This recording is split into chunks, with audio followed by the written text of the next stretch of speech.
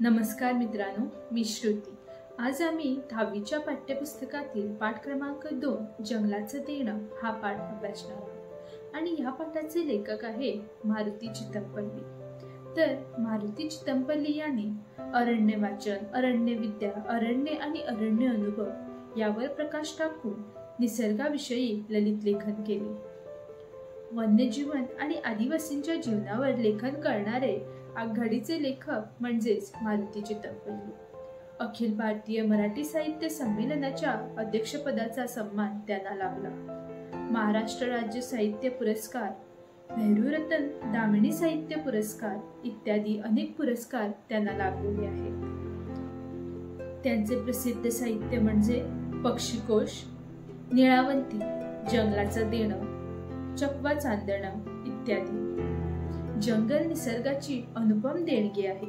या पाठात जंगलातून फिरताना लेखकास आलेले अनुभव त्यांनी इथे टिपलेले आहेत। लेखकांची जंगलाविषयीची ओढ त्यांनी इथे मांडलेली आहे, म्हणजे त्यांनी व्यक्त केलेली आहे। चला तर आता आपण या पाठाला सुरुवात करूया। सागर सीमेवरील पक्ष्यांच्या अभ्यासाकरिता एकदा लेखक जे आहे ते देवआगर नजदीकच्या पुढेगावला पहाटेच्या अंधारात पोहोचले। त्यांच्यासोबत भातखंडे शास्त्री होते। ते तिथल्या हनुमान मंदिरात थांबले। कोळीवाड्यातील धर्माजानू पाटील यांच्याशी त्यांची ओळख करून दिली। तर कोळीवाडा हा उंचावर होता। खाली खोल खाडी आणि एका चिंचोळ्या उतरत्या पाऊल वाटेनं ते खाडीकाठी पोचले। तर तिथे होडी तयारच होती। त्यांच्यासोबत धर्माजानू पाटील होतेच।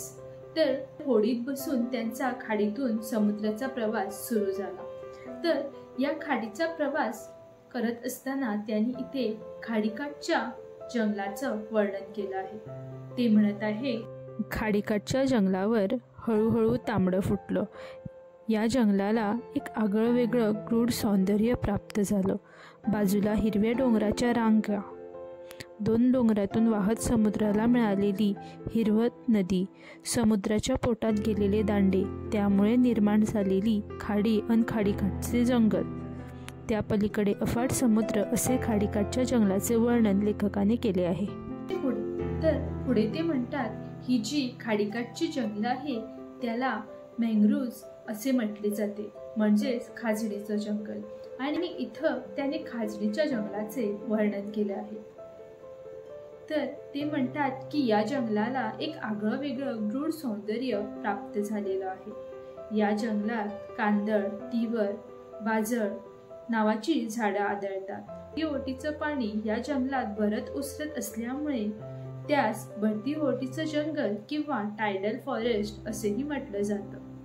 पाणी व जंगलाचं हे सुंदर साहचर्य क्वचितच कुठे पाहायला मिळतं। झाडांच्या मुळाची टोके पाण्यावर आलेल्या तीक्ष्ण खिळ्यासारखी दिसतात।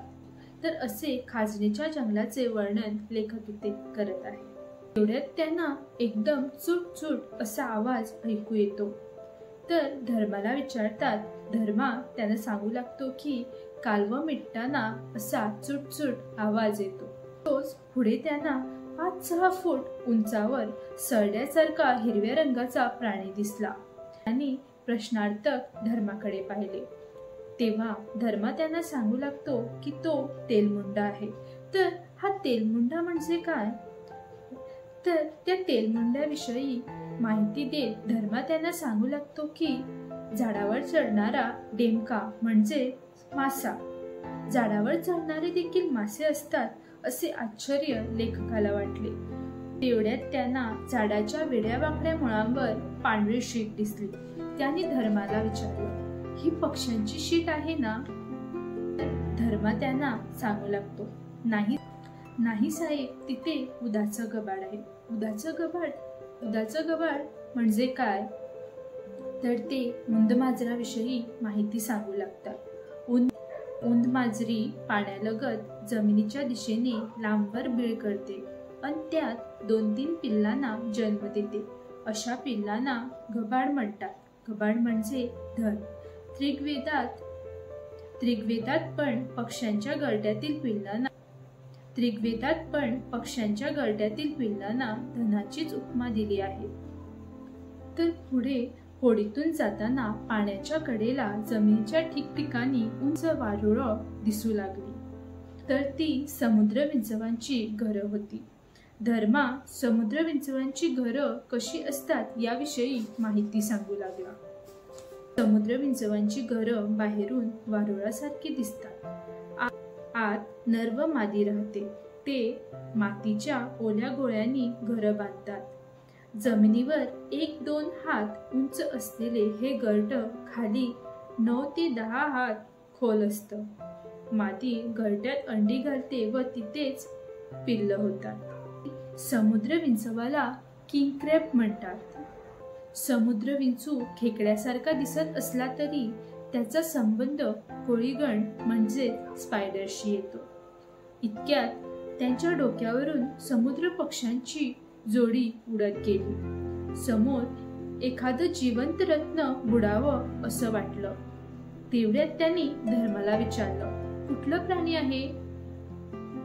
तो म्हणाला, बुडाला तर मासा आणि उडाला तर पक्षी। मोतिया रंगाचा काळे टिपके असलेला खड्या पक्षी चोचीत मासा धरून वर आला। तर दिवसभर त्यांचा प्रवास खाडीतून जंगलातून पक्षी पाहत आणि जलविहार करत होता। धर्माने होडीतच भात शिजवला। त्याने भात मासे खाल्ले व लेखकाने दुधाच्या क्रीम बरोबर भात खाल्ला। सूर्यास्ताबरोबर वातावरण जे निर्माण झाले आहे त्याचे वर्णन लेखकाने आपली जी भावना आहे आपले भाव अवस्था त्यांनी व्यक्त केलेले आहे। त्याचे वर्णन इथे त्याने केलेले आहे। ते म्हणत आहे की सूर्यास्ताबरोबर तिथल्या वातावरणात विलक्षण गूढता निर्माण झाली। पाण्यावरची ती विलक्षण शांतता आणि अद्भुत वृक्षाचा तो मेळावा। तिथे नांदणारे रहस्यमयी जीव, पाण्याचा रंग एखाद्या गुलजार पाखासारखा बहुरंगी। सगळे वातावरण पाहून लेखक देहभान हरपून गेले। जमेल तेवढे ते अवलोकन करीत होते। त्यांना वाटत होते की हे अलौकिक सौंदर्य पुन्हा कधी दिसणार नाही। तर पुढे ते जंगलाच्या कडेला मोहरांना इतके मोहून टाकणाऱ्या सुंदर दृश्याचे वर्णन करतात। ते म्हणतात की मोहाची फुलं उचित येऊ लागली की जिकडे तिकडे मोयान गंध सुटतो। रोज जमिनीवर फुलांचा सडा पडू लागतो। फुलं वेचायला आदिवासी स्त्रिया येतात। रात्री जंगलातील हरणं फुलांचा गोड चारा खायला जमू लागतात। मोहा फुलला की त्याचा आगळंच रूप अनुभवाला येतं। तर वन विभागात नोकरी मिळणं हे आपले भाग्यच आहेच, म्हणजे भाग्याचे लक्षण आहे असे लेखक ते म्हणत आहे। ग्रंथात आढळून येणार नाही असं ज्ञान लेखकाला जंगलातून प्राप्त झालं आहे।